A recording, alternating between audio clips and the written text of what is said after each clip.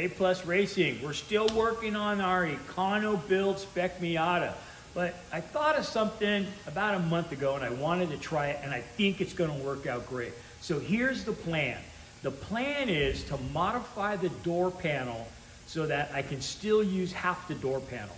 Now, I got to tell you, on the Spec Miatas, when I send them out and I have the cage done, or even when we build the cage ourselves, that we cut the door open for the NASCAR bars, all right? So when we do that, we usually have to get rid of the inside pull handle to open the door, all right? And I see a lot of Spec Miatas that are built that we have a cable that comes down and attaches to some part of the door, so when you're in the car, you're looking for the cable, and you pull the cable to get out of the car.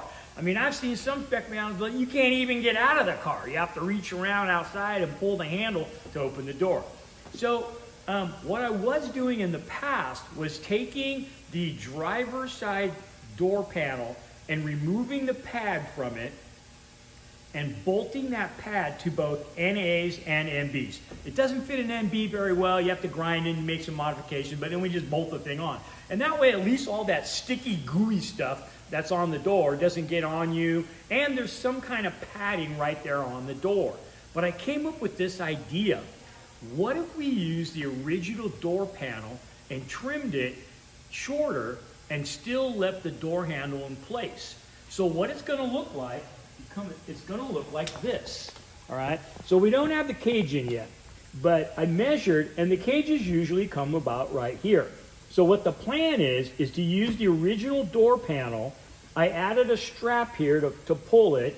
This is all stock, okay? So that we can use this for padding for our arm, keeping us away from this gooey black stuff. And it's really easy to get to this when you're in the car. So how do we do it? Well, it was pretty simple. I actually just let the kids do it. So otherwise I'd make a video on it, but the kids had a good time on it.